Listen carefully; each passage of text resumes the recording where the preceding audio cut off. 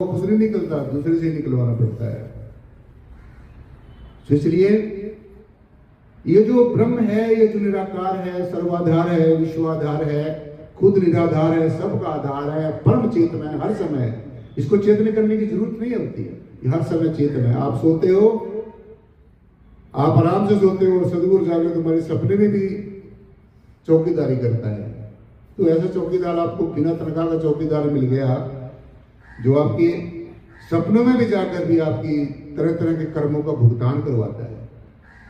कुछ कर्म ऐसे होते हैं साध संगत जी, सदगुरु हमारे सत्संग से काटता है अपनी दिव्य दृष्टि से। जब सदगुरु की दृष्टि हमारे ऊपर पड़ती है, क्योंकि वो जो शब्द है वो सदगुरु के मुख के अंदर प्रकट है, आपके अंदर है, आत्मा है, परमात्मा है, शब्द है, सब कुछ एवरीथिंग, लेकिन वो किसी किसी के घट के अंदर प्रकट होता है।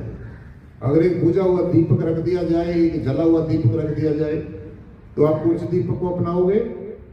जो जला हुआ है। और एक दीपक जल जाता है, फिर उससे हम लाखों करोड़ों दीपक जला सकते हैं। इसलिए जिस घर के अंदर एक ब्रह्मज्ञानी तत्वदर्शी परमेश्वर को जानने वाला, पहचानने वाला जीव है, तो उसके कई पुश्ते आगे वाले कुल तर जाते हैं। उसका अंश और वंश चलता रहता है। इसलिए ये जो निराकार ब्रह्म है, अब इसको शब्द को देखो, ये शब्द क्या है? इसी को मैंने कहा है, इसी शब्द को नाम कहा है, इसी को नूर कहा है, इसी के अंदर ही सब कुछ है। इस ब्रह्म के अंदर, इस परमात्मा के अंदर, इस परम तत्व के अंदर तीन चीजें विशेष रूप से समझनी है। तीन चीजें जो आपने सुनी होगी, पढ़ी होगी, लेकिन देखी नहीं होगी। तो मात्र सुनने से, मात्र पढ़ने से हमें प्रेरणा तो मिलती है, इंस्पायरेशन तो मिलती है, एनलाइटनमेंट तो मिलती है, हमें सूझ तो मिलती है, एक सीख तो मिलती है, शिक्षा तो मिलती है, लेकिन फंद नहीं कटेंगे। फंद तब कटेंगे जब आप उसको खुद जान लोगे, पहचान लोगे, देख लोगे। सो इसलिए जो शब्द है, इसके अंदर क्या कुछ है, इस निराकार के अंदर क्या कुछ है, ये समझना है। इसके अंदर एक नाद है, एक नूर है। ध्यान से सुनो, एक नाद है, नूर है। नाद का मतलब शब्द धुन, अनहद शब्द, ईश्वरीय संगीत, ऐसा संगीत जो हमारी आत्मा को अपनी तरफ बुला रहा है। ये आत्मा इस काल के देश से आ जा, मेरी आवाज को सुन ले और इस आवाज के ऊपर सवार होकर मेरे लोक में आ जा। तो परमेश्वर हर समय आपको नाद के रूप में, शब्द धुन के रूप में, अनहद शब्द के रूप में, इस ईश्वरीय संगीत के रूप में, इस मनमोहक संगीत के रूप में, इस डिवाइन साउंड के रूप में हर समय आपकी आत्मा को बुला रहा है। तो इसलिए सबसे उत्तम, सबसे श्रेष्ठ, सबसे मुक्त होने का जो साधन है वो यही है कि इस नाद को सुनना है ध्यान में बैठकर। ये जो बाहर के फैशन बनाए हुए हैं आप लोगों ने खुद, कुछ ऐसे अवसरवादी और मौकाप्रस्त जो लोग हैं, उन्होंने आपको बताया हुआ है ये ले जाओ, बस इसकी पूजा करते रहो, ये जड़ ले जाओ, इस पत्थर की पूजा करते रहो, ये मूर्ति की पूजा करते रहो। जो कुछ ऐसे लोग भी इन चीजों को बढ़ावा देते हैं, लेकिन आज तक जब से ये सारी सृष्टि की संरचना हुई, अब है, आगे रहेगी, आज तक किसी भी सदगुरु ने, किसी पीर पैगंबर औलिया अवतार ने ये नहीं कहा कि मेरे जाने के बाद में मेरी तरह तरह के आप फैशन बना लेना, तरह तरह के मेरे जो है कल्पनाएं बना लेना, तरह तरह की मेरी मूर्तियां बना लेना और उन्हीं के ऊपर लड़ते झड़ते मरते रहना। ये किसी गुरु ने नहीं कहा। अगर ये करते हो तो इसकी जिम्मेवारी आप लोगों की खुद है। सभी संतों का पुकार पुकार कर बार बार यही कहना है कि ध्यान में बैठो और ध्यान में बैठकर ये जो ईश्वरीय संगीत है, जो सारे अखिल ब्रह्मांड में हो रहा है, गूंज रहा है, और इसको हम वैसे गूंज तो हर जगह रहा है ये, लेकिन ये जो संसार का शोरगुल है, कोलाहल है, इसमें आप इसको सुन रहे, आप संसार की आवाजों में बस ये मन मस्त है। लेकिन जब तक आप इस संगीत को नहीं सुनेंगे और ये जो दिव्य प्रकाश है, जो अलौकिक प्रकाश है, जो डिवाइन लाइट है, this is called the principle of divine light and divine sound. अर्थात इस दिव्य शब्द धुन को ध्यान में बैठकर सुनना और इस अलौकिक प्रकाश का दर्शन दीदार करना, ये नूर देखना, नाद और नूर, इसको देखना, प्रकाश को देखना, इस आवाज को सुनना, इस दिव्य संगीत को सुनना, इस अनंत शब्द को सुनना, इस इलाही फरमान को सुनना, यही सबसे उत्तम, सबसे श्रेष्ठ और सबसे आखिरी पड़ाव वाली जो भक्ति है। अगर तो आप ऐसा करते हैं फिर तो आपका ना सत्संग में सार्थक है। अदरवाइज आप अपनी तरफ से आपने जो कुछ भी बनाया हुआ है उसका कुछ भी मिलने वाला नहीं है। That is just you people are wasting your time unnecessarily और ultimately all this materialistic things becomes burden upon you. ये जो सारी संसारिक चीजें हैं आपके ऊपर बोझ बन जाती हैं। तो ये जीवन एक उत्सव है, ये बोझ नहीं है, इसको बोझ नहीं समझना। ये जीवन बोझ है, बोझ तो आपने खुद बना लिया है। ये तरह तरह की कल्पनाएं कर ली, मुंगेरी लाल के सपने ले रहे हैं पड़े हुए, उन्हीं चीजों को करना कुछ नहीं है। मैं ऐसा बन जाऊं, ऐसा, उसको कहते हैं मुंगेरी लाल के सपने लेना। निरर्थक फ्यूचर की प्लानिंग, मैंने ऐसा करना है, ऐसे करना है, और जो वर्तमान है ये हाथ से निकल जाता है। इसलिए शब्द के साथ जुड़ना है, इस नाद को सुनना है, इस नूर को जो है इसका दर्शन दीदार करना है।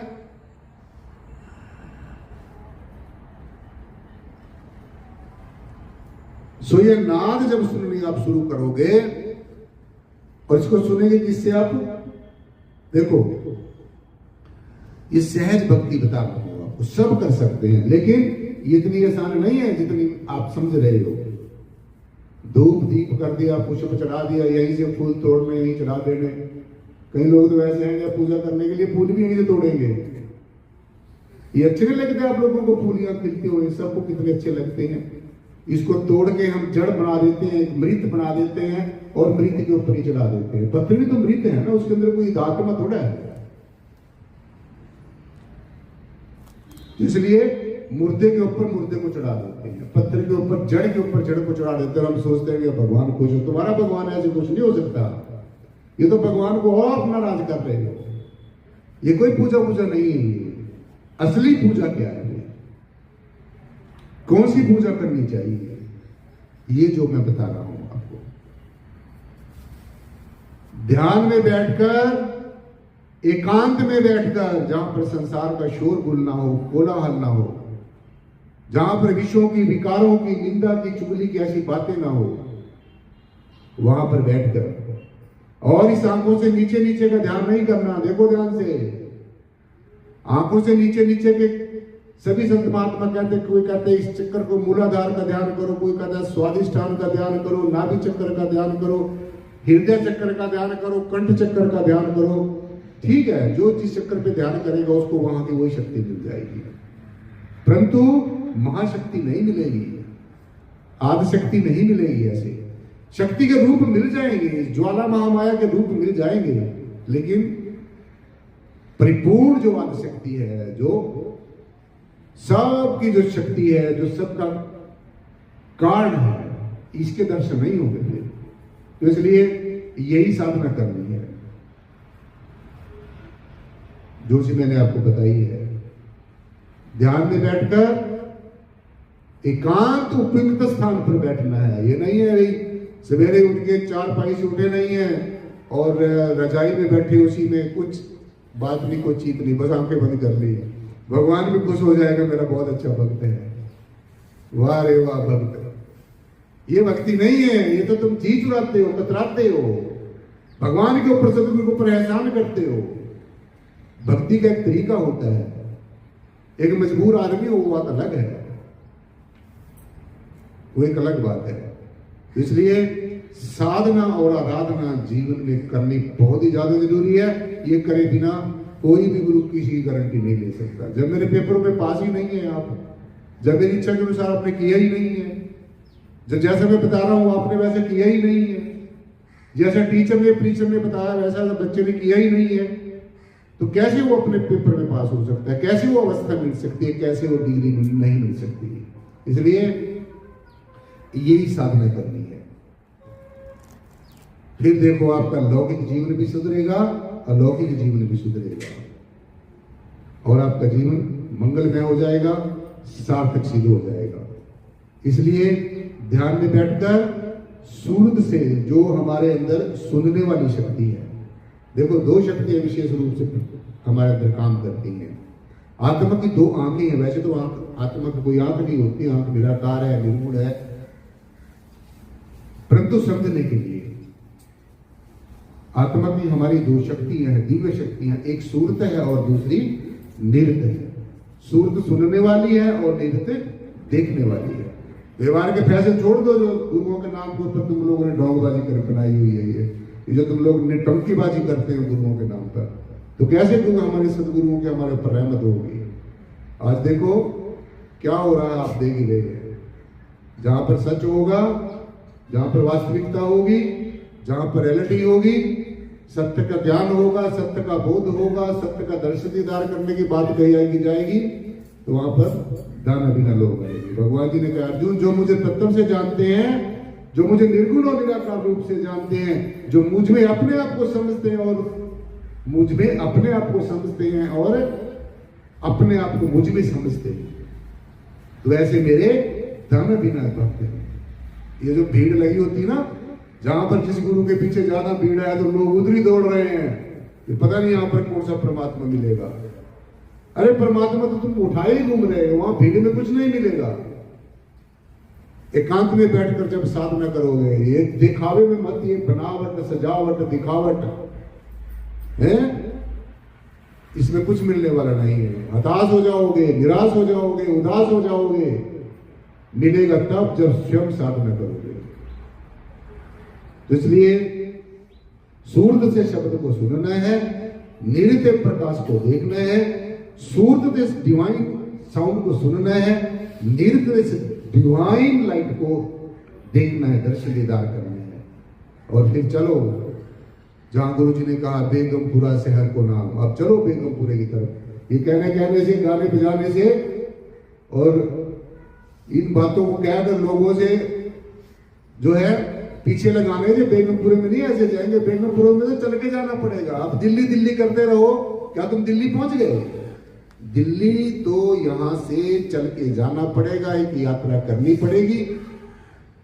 तो फिर जब आप दिल्ली में पहुंच जाओगे, आपको फिर पूछने की जरूरत नहीं पड़ेगी कहाँ क्या चीज है। जैसे लोग कई बार हमारे से पूछते हैं, ये आत्मा क्या होती है, परमात्मा क्या होता है, मन क्या होता है। हम कहते हैं तुम अपने आप में देखो ना, तुम्हें खुद ही नहीं पता चल जाएगा।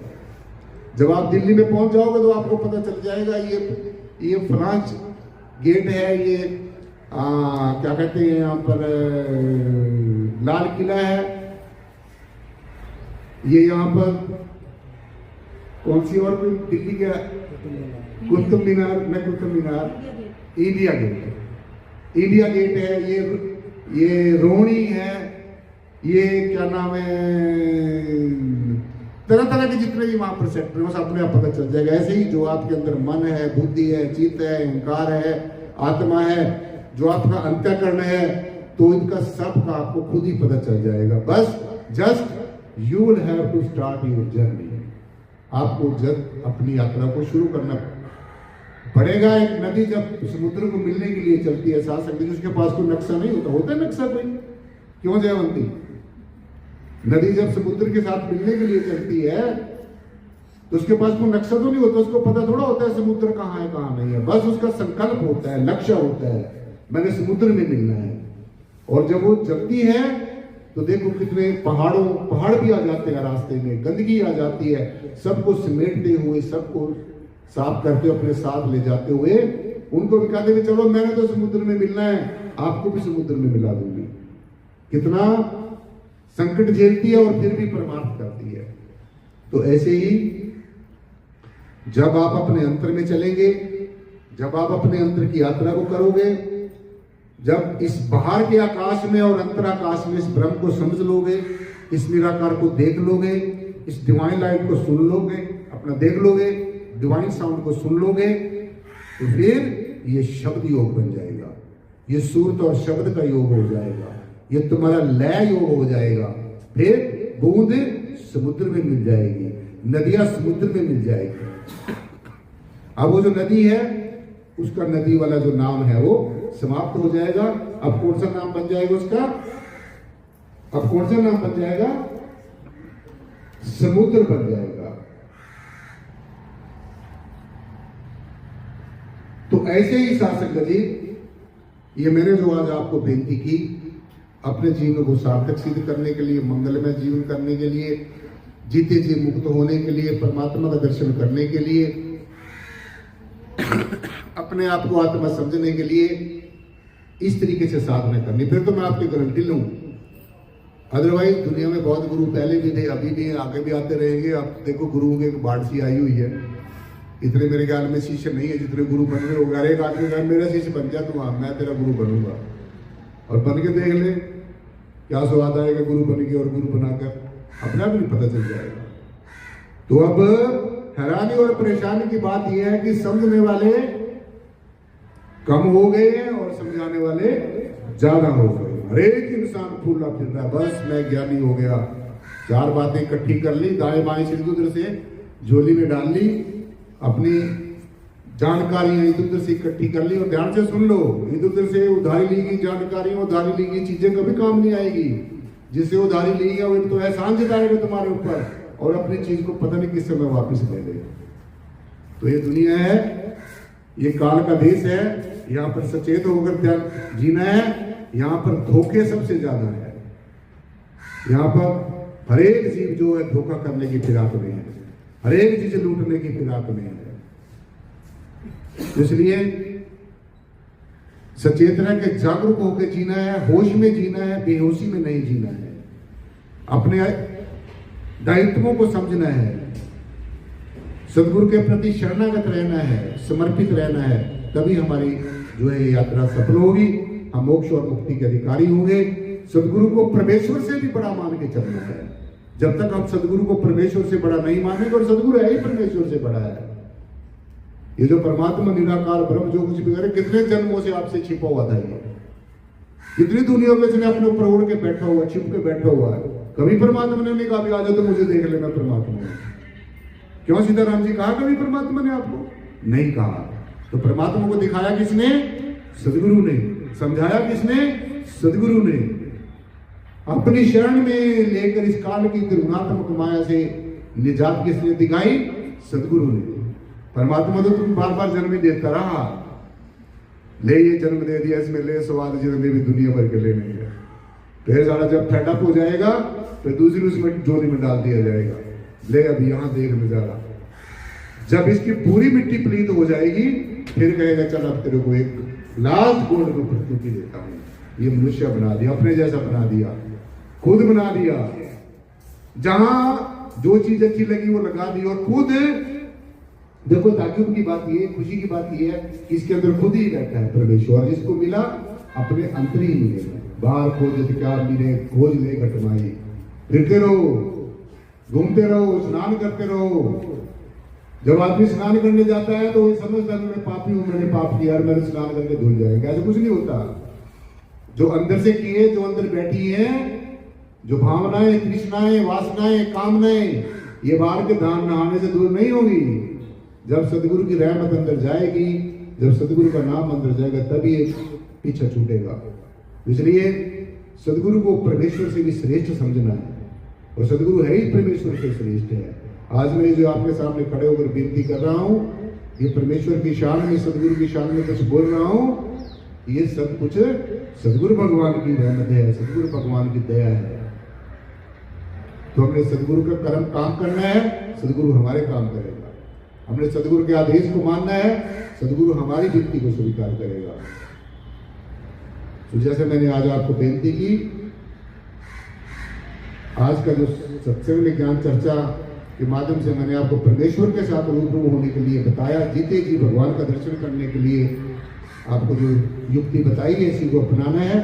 इसको हम चैनल पे भी डालेंगे, अपने चैनल पे भी आप देखेंगे। निराकारी जागृति मिशन का एक चैनल है यूट्यूब पे, निराकार ज्ञान ज्योति के नाम से, निराकार ज्ञान ज्योति यूट्यूब पे निराकारी जागृति मिशन का एक चैनल है। ये आज का जो विचार है ये मैं उस पर भी डालूंगा, फेसबुक पर डालूंगा, उस पर भी आप सुन सकते हैं। और लेकिन करना ऐसे ही है, ये मेरी अपनी बनाई युक्ति नहीं है, मेरी अपनी बनाई बात नहीं है, ये सभी संतों महापुरुषों का, गुरु पीर पैगंबरों वाली अवतारों का कहना है। सभी वेदों, शास्त्रों, ग्रंथों, उपनिषदों, पुराणों का ये सब सार है, अध्यात्म का आधार है, सुख और शांति का स्रोत है, मोक्ष और मुक्ति का कारण। तो ऐसे करना है और करते करते अपने जीवन को धन्य करना है, सार्थक सिद्ध करना है। इन्हीं वचनों के साथ आज की ज्ञान चर्चा ही संपन्न होती है। शासन जी प्यार से बोलना जी, और प्यार से बोलना जी। बोलने के उसके बाद में सबने बोलना है। चलो इकट्ठे होकर बैठेंगे।